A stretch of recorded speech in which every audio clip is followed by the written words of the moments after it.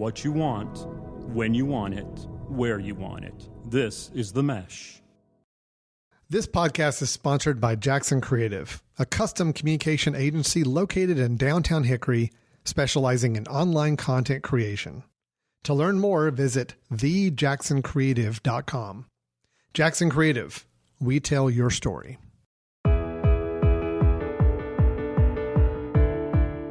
Hello, everyone, and welcome to the Forecast. We are your connection to the who's who in the game of golf. We hope to make you laugh, learn, and win, and grow your golf IQ.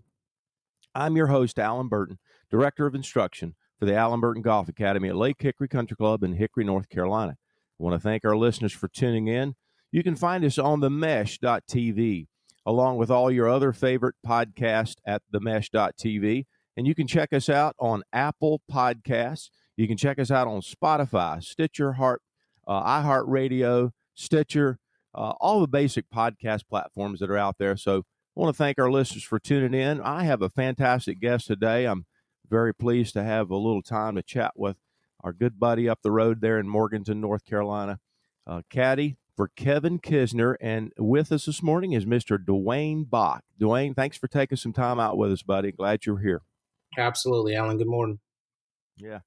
I tell you, our times are different now. You know, you're spending a lot of time at home with your family, and I know there's some enjoyable aspects to it.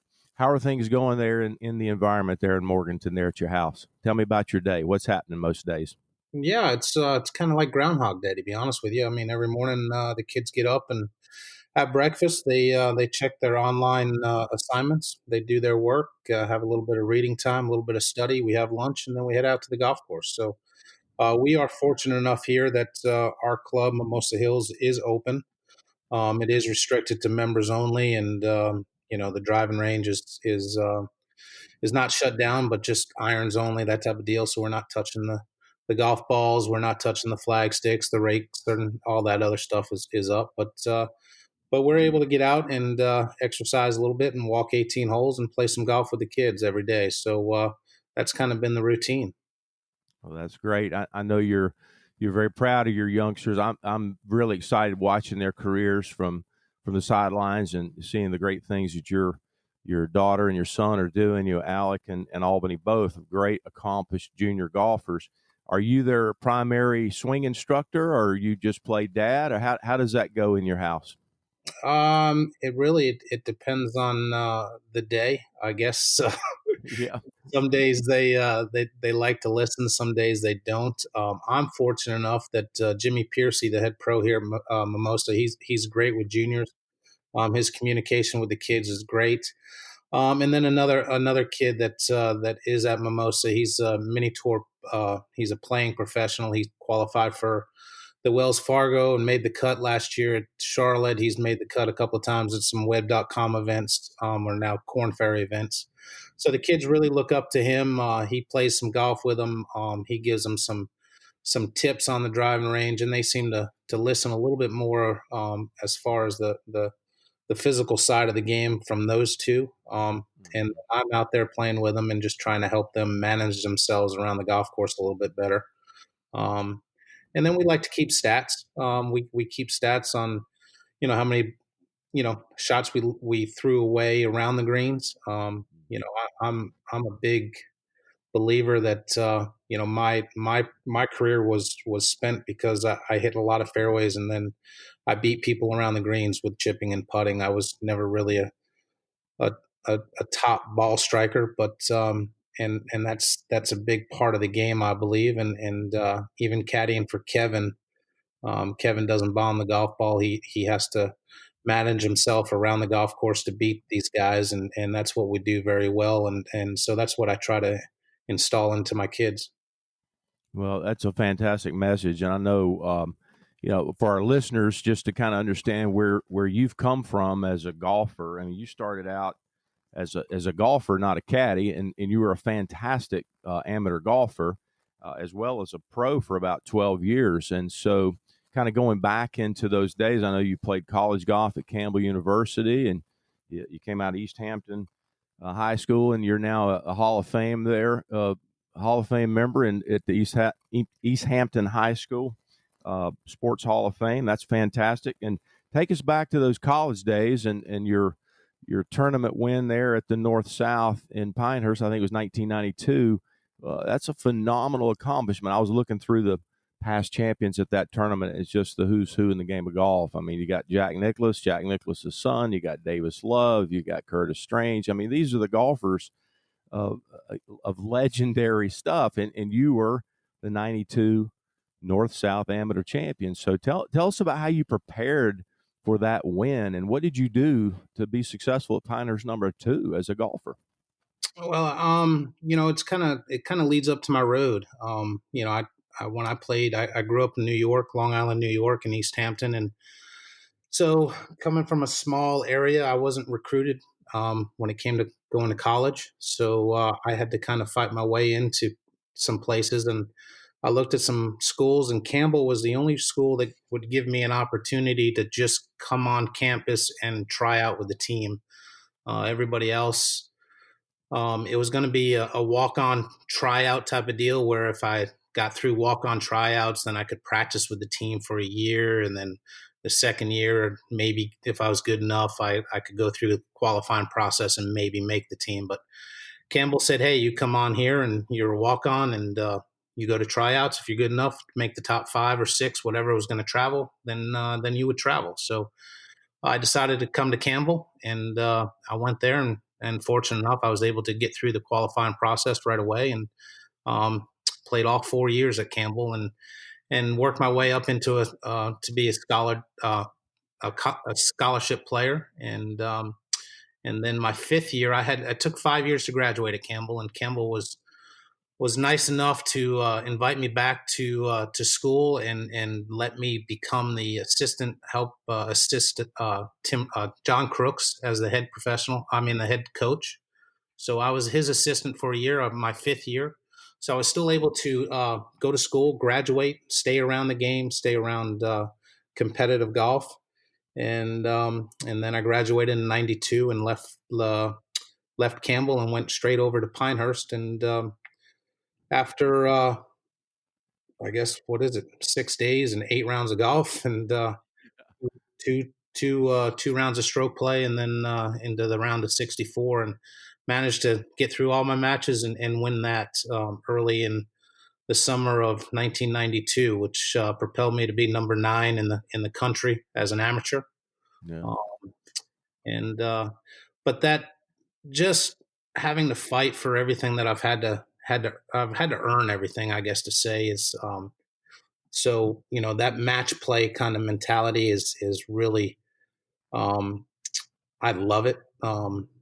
Kevin has that, finishing runner up and then winning last year in the match play for 2 years in a row. We made it to the finals there, and he's kind of taken that same road. He's had to fight for everything. He's won at every level. So there's a lot to be said with that. When things you have to earn your way, it makes you a little bit tougher. Mm-hmm. No, absolutely. I think he's definitely known as a bulldog. Quote, I think his mentality is really, really tough through times. Golfers don't always have that mentality, though, do they? I mean, they don't always have that ability to deal with adversity properly. So with do you remember anything at all about the weeks leading up to your win in '92? I know that we're going back in the history book a little bit, but tell us, what you remember about how you prepared. Did you get over to Pinehurst and play the golf course a lot leading up to this tournament, or how familiar were you with the course? And what are some things you remember about your preparation to do that? Well, it's kind of a unique story, actually. I had a good friend of mine, Ken Wooten, who was he was a teammate of mine, and he met his college sweetheart in college. And then that 5th year, he graduated on time. I took 5 years, so I was still in school. But in I think it was that January, he got married in Seattle, Washington. So I went out to Seattle to be in his wedding, and we, as part of the wedding party, we went out and played golf. And I happened to slip and fall, and I dislocated my patella while I was out there. So when I came back, I had some arthroscopic surgery on my knee. I wasn't able to play golf, and that was all leading up. That was the January of 1992. So I spent a lot of time. All I could do was chip and putt, and I spent pretty much 3 months of my rehab was all chipping and putting. And the weekends, Campbell is only about an hour from Pinehurst. So I would drive on the weekends and go over there and just use their facility as chipping and putting. But that was pretty much my way to prepare for the North South. And it was also a tournament where you have to kind of get invited to. I remember I was denied. I had my coach write a letter. I had my coach make some phone calls to the tournament committee, and I finally got that invitation to be one of their participants. So it wasn't just handed to me. Coach had to kind of let them know what my accomplishments in college, and that I deserved a spot to at least get into the field of to try to make it into match play. So, but that preparation was all short game, and I'll never forget that final match. It's 36 holes. I think I had a one or two 2-hole lead going into lunch, and then we came out, and I got up and down the last 7 holes in a row to that final match 2 up. So it was my short game that won that golf tournament for me. I was the longest hitter. I was being outdriven by 40, 50 yards. Guys were reaching par 5s and 2, and I'd have to lay it up to 100 yards. And that 16th hole at the time was playing as a par 5. And Derek Brinker, was playing in the finals, reached it in 2, and I laid it up to 100 yards and got it up and down from 100 yards. And to maintain a 1-up lead there. And then I hit it in the back bunker on 17 in a dead position to a back pin. I almost holed that bunker shot and got that up and down, stayed 1 up, and then got up and down on 18 to actually win the 18th hole and 1 2 up. But Wow. 7 coming up and down, getting the ball up and down, and in spots where, I mean, I was nervous. My throat was dry, my hands were shaking. I was hitting the golf ball all over the lot, but I got it up and down, and that's what won me the championship. And that's what those are the things that I try to install in my kids, is that how important the short game really is. No, that's incredible. Were you a short game guy that would kind of stick to one club? Did you have a favorite sand wedge that you used all the time everywhere, or are you a multiple club guy around the green? Well, I'm kind of a multiple club. My dad loved to play the short game along the ground. Used a lot of 7 irons and 8 irons, and hit a lot of bump and run shots. My dad believed the sand wedge was used for the bunker, and pretty much that was it, unless you had to hit a flop shot. I'll never forget that in college, in the early 90s, is kind of when that lob wedge, the 60-degree wedge, came out. And I'll never forget, I was one of the only ones that did not carry a 60-degree wedge. I only carried a 56-degree wedge, and more or less is because I couldn't hit it anywhere. I never really had length. So, I'd hit a 60-degree wedge, and the ball would go 60 yards, 70 yards. I never really hit it very far. And then on top of that, using those balata balls, those soft balls, the balls would spin, and to be honest with you, I didn't really have a lot of balls to be scuffing up and things like that. So, I learned the game both ways. There was a lot of times when I thought my dad was crazy hitting a 7 iron, and he could have just pitched it on the green. But I learned from him early when I was young how easy, or not really easy, but how the shots, a bad shot would always work out a little bit better than my bad shot. When I mishit one when I was using a sand wedge, I mean, I either fatted it or I sculled it, and the results were just awful. Where when he mishit one, I mean, shoot, he still had a 10 footer to still save par. And the things that I learned early. And another thing is when I was growing up, I worked at a private club in East Hampton called the Maidstone Club. So I caddied in the morning, and then I worked in the bag room in the afternoon and picked up the range. And when I was waiting for those last carts to come in and the members to come in, I was always chipping and putting outside the clubhouse waiting for those last members to come in before dark. And so I spent a lot of time doing it. And I just loved it. It was something that it didn't matter who I was competing against, whether it was the pros there at the club or if it was other caddies or if it was my older brothers. I felt like I could compete around the greens with anybody. It didn't really matter where. If we went out on a big course, well, of course they're going to, at 14, 15 years old, they're going to kill me because I hit it so far. But chipping and putting, we could always have a fair match, and it was a way to win $1 or $2 late in the evening, gambling with those guys. So the short game was always part of something that I enjoyed practicing. Yeah.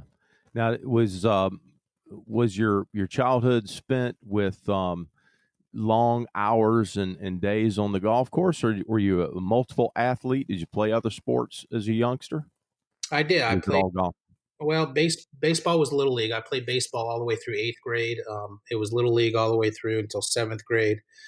In 7th grade, we moved up to the regular field, regulation bases and everything. And I played third base, and I was also a pitcher. So I did that. And then golf in New York, when you moved to high, and I also played 5 years. I would in New York State, you're allowed 5 years of varsity sport. So even though I was in middle school in 8th grade, I was able to play a varsity golf in the high school level. So I played 5 years of varsity golf. But in New York State, it's a fall season and a spring season for us. We play head-to-head match play matches, school against school. The number one player would play against the number one player of the other school, and that was all worth 1 point. And then the low 3 scores from the team that would add up to 3 more points. So there were 6 people on the team, and you were able to win 9 points each match. And then so we did that in the fall, and then in the spring we had our conference tournament. It was all stroke play, so we would have our all the schools would get together and play 18-hole matches as stroke play matches. And then we had our conference tournaments and our state tournaments and our county tournaments were all in the spring. So it was kind of a split season for us. And then in the wintertime, my first 2 years of high school, I bowled. My dad was a big bowler. So I just he always talked about bowling. He had bowling trophies in his house and things like that around the house. And so I bowled my first 2 years, but I always loved basketball. My friends were playing basketball. So my last 2 years, my junior and senior year, I played basketball. I wasn't, again, just like golf. I'm not the longest. I'm not the straightest, but I managed to be able to compete on the basketball court because I didn't throw the ball away. I could shoot the basketball, and I couldn't jump higher than anybody, but I seemed to always be on the weak side and get that weak side rebound type of deal and things like that. So I learned a lot. My golf you learn a lot by playing other sports and things like that. And I believe that kids growing up need to play multiple sports and be athletes first. And you learn from each sport, and you apply that to the sport that you're playing at the time. Yeah, I couldn't agree more. I think that's something parents need to hear. A lot of times the youngsters get into golf and they want them to over-specialize and spend all of their time developing their skills as golfers. And I think it's a mistake to really focus early on one sport. I think there's potential for burnout. I think there's potential for, injury and a lot of potential danger just to get this kid needs an opportunity to develop and grow in a lot of ways. And team sports, golf has some team opportunities, obviously, now with the PGA Junior League, and I know your young golfers have played there, and it's a great opportunity. But they need the other athletic motion, and the other sports do a lot of opportunity for growing as a person and as an athlete, like you say. So I think parents need to hear that. Fantastic. Absolutely, I couldn't agree more. Yeah. So with are you at this point in your golf career? I know you're getting to play a good bit right now, and do you feel like you've learned things about the golf swing that have helped you as a golfer? What are some of the things you've learned, if you have? And you look back at your career as a young pro, what would you go back and do differently that might have kept you playing Any things that you've picked up or learned along the way that you could share with us there? Because I've always struggled with my ball striking as far as being consistent and hitting shots more consistently, I guess. One thing that I did learn, and I, now that I'm 50, it's changed. But back when I quit playing, 15 years ago, or 18 years ago, whenever it was. But one thing I said is, man, I wish I caddied before I actually went out and played, because one thing I did realize is how these guys at the elite level, at the best of the best, on how they still miss golf shots. Mm-hmm. And at the time, when growing up in the late 80s, early 90s, golf coverage was always, I just remember this be the last 3 or 4 holes of the golf tournament. And then when they did expand to maybe the back 9 and things like that, we only saw the leaders. We only saw the players that were hitting the great shots and making the long putts. And I just thought that's what pros did. I thought that's what the elite, the best of the best did. But now that I've caddied, you see it all. One of my favorite stories of all time is just last year or this year, actually, in Hawaii. We were paired with Webb Simpson, top 10 player in the world, major championship, and he birdies. We were in Hawaii. We started on 10, and he birdies 10. We stand up on the 11th hole, which is a par 3, and he takes this 6-iron, whatever it was, and just flat out shanked it. And luckily, it hit a tree, not knowing it didn't go out of bounds. I mean, it's heading right for the condos, thought it was out of bounds. Retees another one and kind of hits this big old slice that goes in the hazard, doesn't go out of bounds, but it's in a hazard. And I'm like, this guy is going to make a 12 on this hole. Right. But he luckily stayed in bounds by about a yard and walked off his little, 90-yard shot at whatever it was and knocked it on the green and almost makes par, makes bogey, and he goes on and shoots like 63 for the day. And so here's a guy who just literally shanks a golf ball, and then it was like it never even happened. And I joke around with him, and he says he shanks probably a handful of shots every year. But it just, to be able to have that mental ability to get over that, it's quite impressive. So, but as far as technique and learning, what have I learned? One thing I have learned is that not to really have the rabbit ears, I guess to say. Not everybody, what Kevin's working on isn't going to help me. It might not help the next guy that's sitting on the driving range.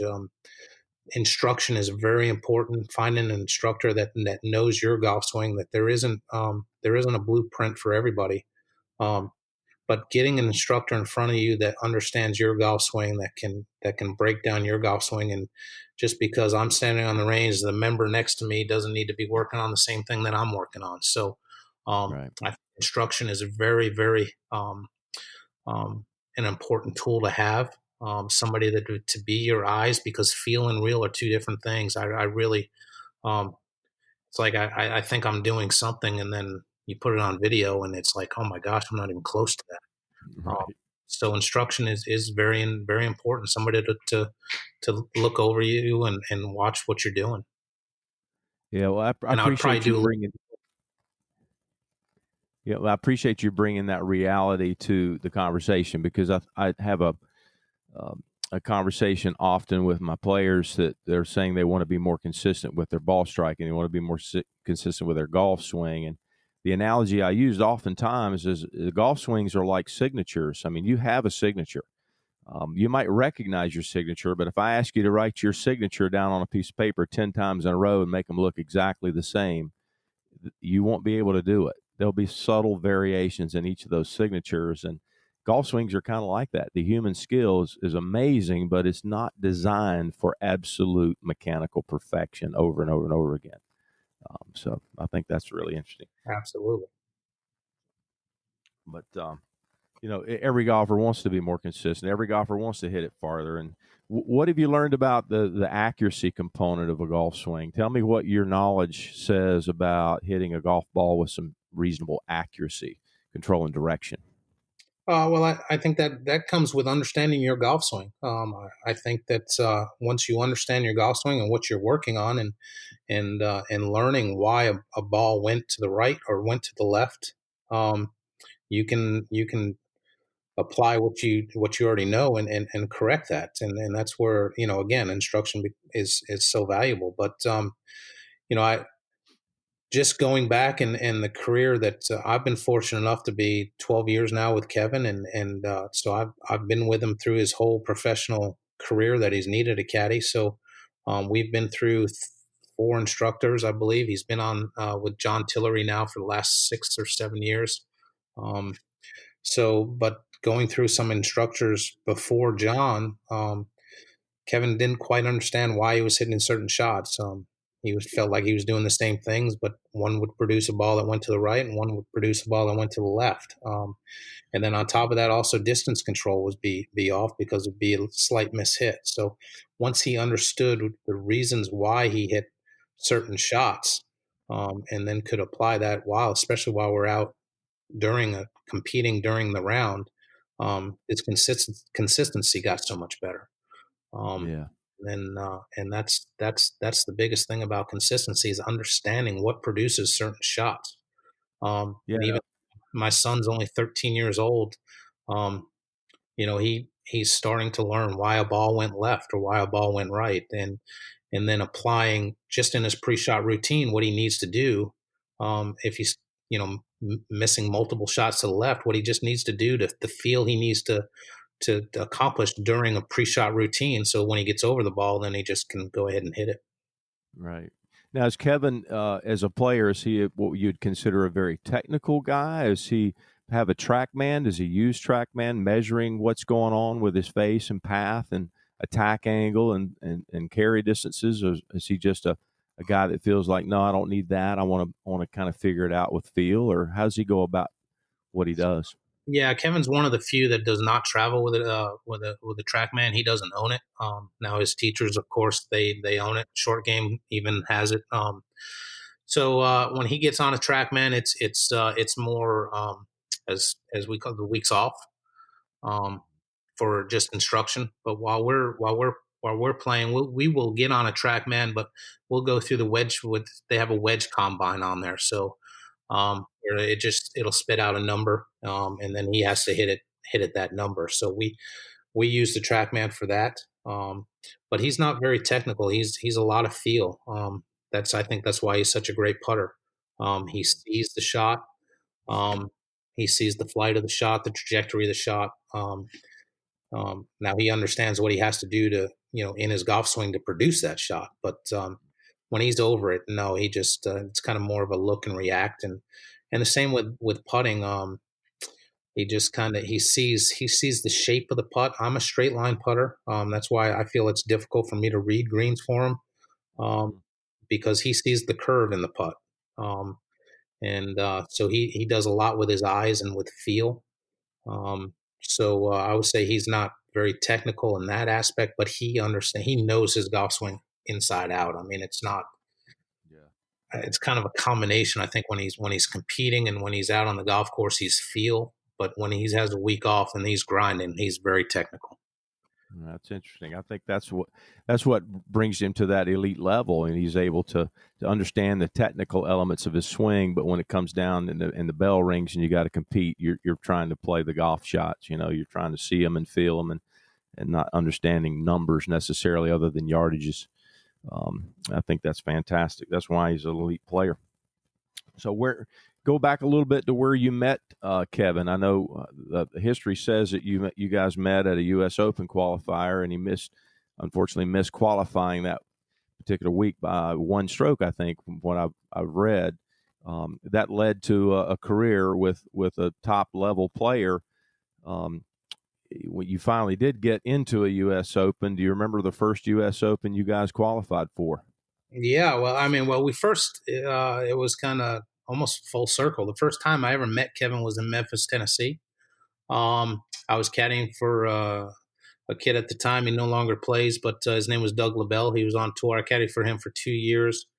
And we had the second stage of the U.S. Open qualifier in Memphis, Tennessee, just before the Memphis tournament. And we were not in the Memorial, which is always typically the week before Memphis at the time. And so we went to Memphis early, and you have to play 36 holes on 18 on 2 different golf courses. So we went on Saturday and went to the pro shop, checked in. We're going to go play a practice round. Went to the first tee, and this young kid sitting there with his college coach and ready to tee off. So we join him up, and it happens to be Kevin. And we spent the day together. And Kevin and I just kind of hit it off. We talked all day. I really loved his attitude. He was fresh out of going to the University of Georgia.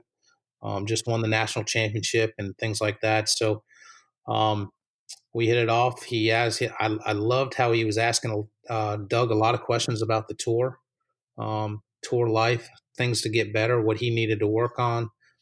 He was just open-minded with everything. He wasn't that little arrogant punk that thought he knew it all, thought he was better than other people. He was really open-minded and wanted to learn. So he asked a lot of questions. And so he asked to play with Doug the next day. So we actually played Saturday and Sunday practice rounds with him. And we just stayed in touch. He did not get through tour school. And then in 2009, I was looking, that was 2007, 2009. I was looking for work at Q School. I called Kevin up, and I went to finals with him in 2009. And it was down in West Palm Beach, Florida. And that's where he missed his tour card by a shot. But he played well. He never backed down. And I'll never forget when I came home, I told my wife, I said, this kid has something special. I just knew it. I saw it. He had something about him that other people don't have. And I knew that, for lack of better terms, I really thought that, he was going to make me a lot of money if we could stay together. So, here we are 12 years later. But as far as our first U.S. Open, we qualified for our first U.S. Open at that same place that we met in Memphis, Tennessee. I believe it's called the Colonial Country Club. 36 holes there. We played both golf courses, and he qualified.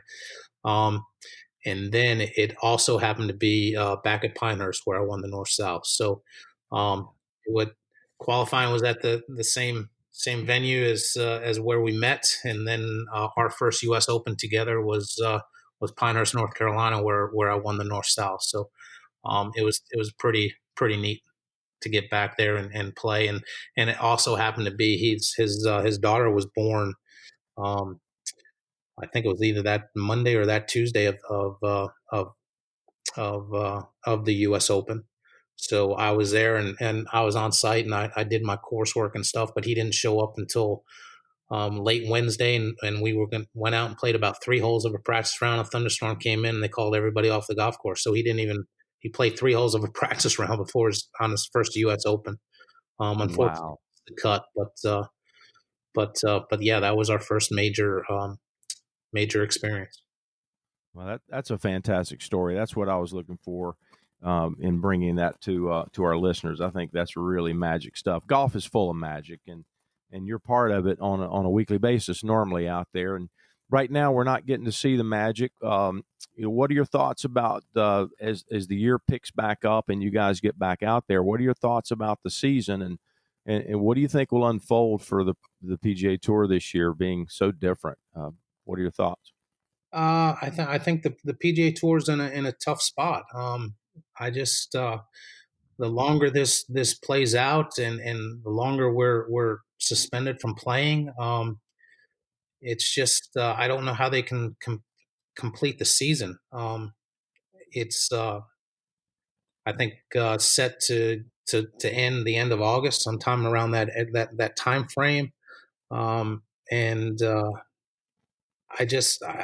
I don't know how they're going to do it. It's in my mind, I can't wrap around how you can be fair. I mean, there's so much with this game, with the PGA Tour. There's no guarantees that your livelihood depends on how you perform that year, and you have to keep your card. And if you're not going to give yourself, if they're not going to allow players to have full seasons, and their livelihood is on the line, I don't know how they can do that. And then not only that, the PGA Tour, they have the Corn Ferry Tour, they have the Canadian Tour, they have down in South America and China, and so they're part of this. So if Corn Ferry Tour, that members that have only played they've only played a handful of events. So how do you determine who gets their PGA card if they've only played 5 or 6 events? So it's a tightrope that they have to walk. I don't know. I guess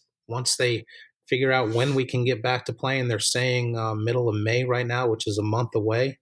But I don't know how that's going to happen. I really don't. I can't really see us getting back much more than maybe, again, I haven't heard. I'm just speculating, but the middle of June maybe. Right. Then What I've heard as well. and then as far as these majors and with a non-calendar season, what does it mean? It looks like we're going to have 6 majors in one season, with moving the Masters to November, and then whatever the other tournament is coming in September. I don't know which PGA or USO, whatever. I think it's the US Open. But that means we'll have 6 majors in 1 year. So I don't know. I don't know how that's all going to work. And I just the unique thing about the PGA Tour is what people around here and when I talk to friends and members at the club, when they're like, well, golf can just get back to playing. I mean, you guys aren't a contact sport. You're using your own equipment. You don't have to play with fans. I mean, it's just, we need something on TV and things like that. And which part of that is true, but what people they have to remember that about a third of the membership on the PGA Tour are international players. So they're home right now. They're in China, they're in South Africa, they're in Argentina. They're all over the world. It's a global membership. So, you have to, these guys, they have to be able to get here to play. And then once they get here, they may have to quarantine for 2 weeks. You don't know. And then at the same time, they're home right now with restrictions where they can't play. So you have to put all that into play as well. So it's not as cut it and dry as people think it is. Sure, I think as we're looking at the whole world, everybody's got these same type of questions as to when we're going to get back to some kind of normalcy. I don't think there's going to ever be the same normal that we enjoyed 8-9 weeks ago. I don't think that's even possible. Moving forward, and it's going to be an interesting thing to see. I mean, I think golf is going to change. I think the PGA Tour is going to have to make some big adjustments moving forward, and we'll just have to wait and see. Fortunately, we're not in those decision-making situations right now. We just have to do our best. Correct. But tell me what your thoughts about how Augusta National is going to look in November. I mean, what could we see in November with the Masters? Weather. I believe what we're going to see is we're going to see a wet golf course. I think with the overseed that they do, and this is just going back from prior experience when Kevin qualified for his first Masters.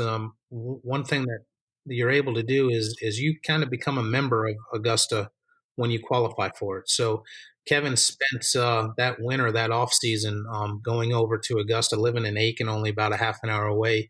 He went over and played quite a few practice rounds during the winter months, during November, December, January, early spring before Augusta. And that golf course was playing so long that he made the comment that he'll never do that again, because you're almost hitting like a 5-wood into number 1, because it just hits into that hill and just doesn't go anywhere. So I think we're in November, because they overseed it.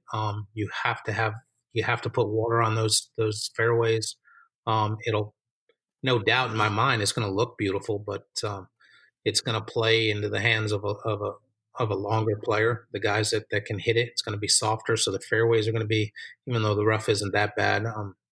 There really is no rough, to be honest with you, but the fairways are going to be wider because they're softer, and it's going to play into the guys that the Rory and the DJ and the Bubbas and those type of players that I think are going to have a huge advantage there because of that. So and that's just going from what from what I've seen. Part of the cool part of qualifying for the Masters is Kevin is able to, when we went, he has to use a club caddy, but I'm able to go. He's also allowed to, one guest that can walk with us. So during that time we qualified for the first Masters, he would have a club caddy and play with a member, and then I was able to walk along with him. So to learn the golf course and things like that. So I was able to see the golf course during those winter months, and how soft it really was, and how tough it was playing. And the difference between then and April is huge. So that's just what I'm basing my theories on. But Augusta, they have the ability to do whatever they want to do. So with this sub air on the greens and in the fairways and everything, who knows? That people may think that, and I could be totally wrong. Right, absolutely. That's going to be left to be seen, and for sure. And it's as you get back out there, you're looking forward to it, I'm sure, and you're enjoying your time at home like most of us. But you're looking forward to it when you get out on tour, and play. Who are some of your favorite pairings? You guys like to be paired with certain players. Who do you enjoy playing with and being around out there as a player? I'm not saying it just to say it, but there are very few that I don't enjoy being around. And it's not really, I look at pairings. It's a kind of a twofold, because I look at pairings, how Kevin likes to chat between the round, between shots. When it comes time to hit his shot, he focuses in, but he does like to talk between the shots. So it's somebody that we play a lot of practice rounds with. Somebody like Kevin Chappell, somebody like Scott Brown. Guys that have the same interests as he does. He's an outdoorsman. He loves to fish. He loves to hunt. He has a farm that he does a lot of work on, that he loves. So he loves talking that. He loves talking Georgia football, anything Georgia. So, any of his past teammates, anybody that went to Georgia.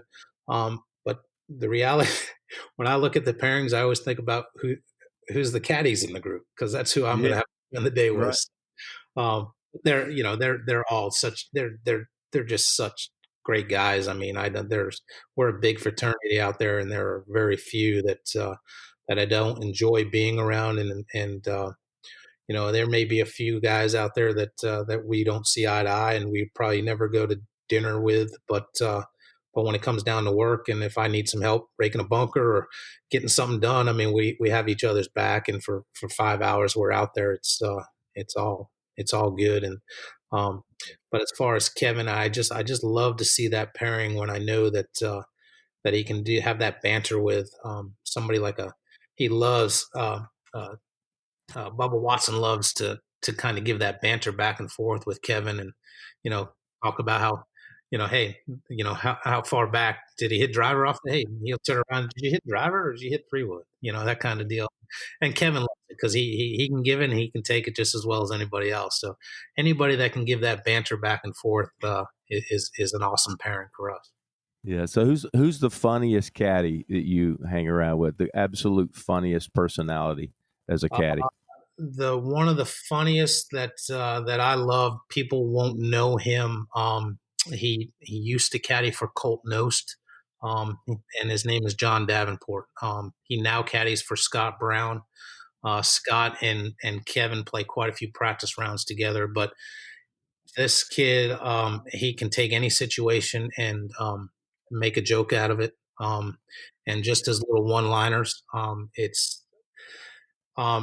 of them are not politically correct, but man, it'll make you laugh. And if we walk into the lunchroom and there's a seat at his table, by gosh, I'm gonna take that seat. And but there are times, I kid around with him and tell him, he's so funny. You can only take him in small doses, because it'll wear you out after about 10 or 15 minutes. But and he's a great cat. Yeah, he's carrying a 50-pound bag doesn't wear you out. But and we've had communication. He'll send me these stupid little videos from TikTok or from Snapchat or something, and it's just I'll open it up and I'll laugh for 5 minutes. It's he's a unique one out there, that's for sure. That's fantastic. So you have a favorite Masters sandwich? That's been my question last week, because I was eating pimento cheese and egg salad. I couldn't decide which one I love best. How about yourself? Well, anybody that has seen me can pretty much tell that any sandwich is probably my favorite. But no, I started with that what is it called, the pimento cheese sandwich. But Yeah. then I tried the egg salad, and that egg salad is phenomenal. I mean, it's unbelievable. So I would Yeah. say the egg salad sandwich is my favorite. Yeah. I think I read somewhere where you used to have a nickname was Ice. You want to tell? You would tell us what that stands for? They called me Ice, and not for like Top Gun or anything. It stood for I can eat. I love it. Well, you don't get those big calves, but going around and picking on the carrot and the vegetable tray, my friend. But It's like people are like, man, how you get those calves? I mean, you work out every day. I said every day I pick up the stand up. It's a workout. Carrying this body around is a workout. exactly. And I think it was it last year that you had an injury going into Augusta? I mean, you broke your toe or something, right? Before going to Augusta? Yeah, unfortunately, I'd say the last 2 years has been it's been a struggle for me. Um, but uh, the week before at the match play in Austin, I woke up Wednesday night to use the bathroom, and I came back and um, I hit the bedpost of my bed when I went to climb back into the bed. And whenever you stub a toe, it hurts for those 10 seconds or whatever. But I feel right back to sleep. It was about 3 o'clock in the morning. But then when I rolled out of bed the next morning to get ready, I knew I did something, and it's I didn't know it until I came home. I called my doctor on while I was flying home on Monday, and I said I have to get this checked out. And I had X-rays as soon as I came home, and sure enough, my middle toe of my right foot was broken. So um, I just and there's nothing to do about it. They put what they call a buddy wrap around it, where you kind of tape it or you strap it to a toe that's next to it, and go on your way. But it's quite a bit of pain. But then I fell in Hawaii this year. I just they say big people fall hard, and I fall. So I had total hip replacement a year and a half ago, and then I fell in Hawaii and fell right on my left hip. Um, and I've been struggling with that now this year. So it's been one thing after another. Turning 50, it gets tough, and unfortunately, carrying around this weight, my body is kind of breaking down a little bit. So I'm trying to do the things I need to do, and get better, but it's been a long road, and but yeah, it's that's part of the job. It's what we do. There's no rest time for us. There's no downtime. But so now that we have this time, it's kind of you have to use this time to get your body back and get back into good physical shape and go from there. But it's definitely been a struggle. Yeah, I tell you, I developed a tremendous respect for what you guys do.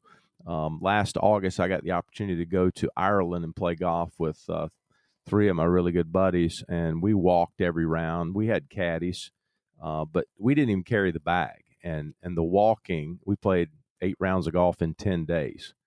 Had one day off kind of in between, and we walked every day. And I was just amazed at how challenging that is in terms of I had blisters. I don't know if you've ever had blisters on your feet or your toes, but the caddies over there were very, very helpful. They told me about this product you could buy in the drugstores called Compede, and it was a real fancy little Band-Aid type thing you put over the blisters. And without that, I could not have completed every round, but I did. And it just, developed a new respect for what you guys do, because it's an unbelievable physical challenge. Just walk that many miles. We're talking 4 to 6 miles a day typically, and for you it might be a little bit more from time to time. But it Yeah, was unbelievable. yeah. These Apple watches and these things that have from the time I get on property to the time I leave, it's anywhere between 8 to 12 miles a day from going to the driving range and the putting green and chasing down divots and everything else like that. It's about 8 to 12 miles a day for us, and but you realize how important good socks are and good shoes are, and things like that. You got to take care of your feet. If your feet are hurting, I mean, the rest of your body's going to hurt. Oh yeah, tough deal. Well, listen, I tell you, we're going to wrap up with a few quick, short questions, and we'll fire a few at you, just kind of get some more fun going. And they're all golf related, so no worries. How many hole-in-ones you had as a golfer? 4. 4 hole-in-ones. What's the count on double eagles? 2. Oh my gosh, that's a lot of double eagles. How about lowest 18-hole score? 61, but in competition 63. Wow. Lowest 9-hole score? Lowest 9-hole score is 29, but I was 8 under through 8 and bogeyed the last hole. How about your favorite top-ranked golf course that you've played? Would be Pinehurst number 2. And how about your favorite top-ranked golf course you've not yet played but wish to play? From what I've heard, is probably is it Cypress out by Pebble Beach? Is that what it's called? Cypress. Mm-hmm. Cypress Point. Yep. Cypress Point. Yep. Or that'll Pine. I've got a chance to see that one with my buddy Bobby Clampett. Took us over there one day. We were out there teaching a golf school, and that's an amazing place. I didn't get to play that day because I had a flight back, but that place is unreal special for sure. So how about your if money were no object, what kind of golf clubs would you play? As poorly as I'm hitting it right now, probably ping. Okay. What do you play? What clubs do you play? Right now, well, my kids, now that they've gotten bigger, my son took my old. I had to have Callaways. My son took my set of Callaways I was using, and then fortunate enough, Cobra made me a set of clubs last year, so I put those in the bag. And I was playing with my daughter about a month ago, and she's hit a couple of them with them, and she liked them, so I gave them to her. So, You're playing Geraldine's clubs now. You're playing your wife's clubs. Exactly. I have right now my right-handed set of clubs. Kind of a fun little story. If you got a minute? Is my right-handed set of clubs are now my wife's, which were Callaway Great Big Bertha that she never uses.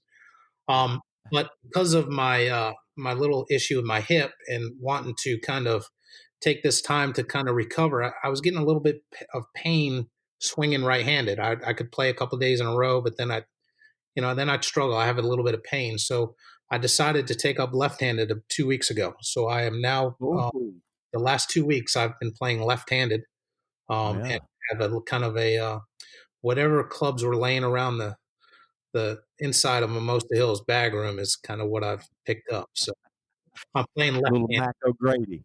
So I take that project on, and it's kind of cool because I play the Fore tees with my daughter, and it's fun. My goal was to break 100, and I did that my third time around, and now the last 4 rounds I've been in the 80s playing from the Fore tees. So it's a fun little project. So enjoy that. Absolutely. I think more golfers should try that, especially the better you are as a right-handed player. And most coaches, can really appreciate the challenge of learning something new from that side of the ball. And I think it's a great way to do it. Fantastic. And what I've learned is kind of being a parent. When I would help my kids with pitching or maybe a bunker shot or something like that, something that seems so easy to me, but then I turn around and try to do it left-handed, and now I can see where their struggle comes from. Right. I can't do it. I can't do what I'm trying to tell them to do. So that's it's helped me kind of. I'm not to say I'm an instructor or anything, but it's helped me kind of be a little less hard. I say on my kids. Yeah. Why can't you do that? It's so easy. Well, no, it's not. It's not that easy. Exactly. I think more golf instructors and parents that coach their kids should try that. They'd probably understand the challenge of the game a little bit more. Absolutely. Oh man, I've enjoyed my chat with you today. I know we're going to wrap it up, but I tell you, you've given our area a lot to cheer for and pull for, and we can't wait to see you and Kevin back out on the golf course. And we'll get some more stories from the tour as soon as you get out there and create them for us. And just want to wish you the best, you and your family, to stay safe and healthy, and get that PGA Tour rolling so we can watch you and Kevin go win some more cash. And maybe next year it's not a Ford truck that he buys you, it's a new house or something. Tell him to sweeten the deal a little bit. I know he's got to step up. I mean, shoot, he's step up high with that truck. Well, we love you, man. We appreciate you taking time to spend with us this morning here. And listeners, I'll tell you, if you want to reach out to Duane, I know he's on some of the social media sites. So tell us how to get in touch with you through social media if the listeners want to say hello. It's pretty easy. It's just my name, Duane Bock. And let's see, I'm on Twitter, I'm on Facebook, and I'm on Instagram. So, but I use my name, so it's easy to find. And sometimes it might be I might go a couple of weeks and you might not see anything but my kids on there. But I love my kids, I love my family, and so I'm proud of what they do. And also, I just want to thank you for having me on, and thank you for all the support. It's just, I'm overwhelmed by all the support I have from this community and around here, and around Hickory, North Carolina, Morganton, and things like that. It's quite overwhelming, and I appreciate everything. Well, we're really proud of you and what you do, and we look forward to more great things from you, buddy. We'll talk soon, and that's it, listeners. That's been our guest today, is Mr. Duane Bock from Morganton, North Carolina, caddy for Kevin Kisner, and we can't thank him enough for spending a little time with us today, sharing some stories. We'll look forward to another show. Stay tuned.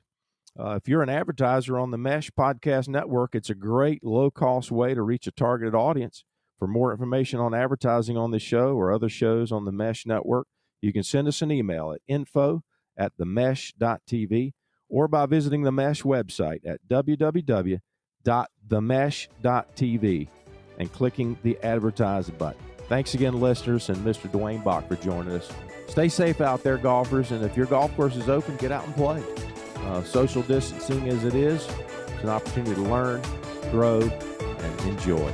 Take care, everyone.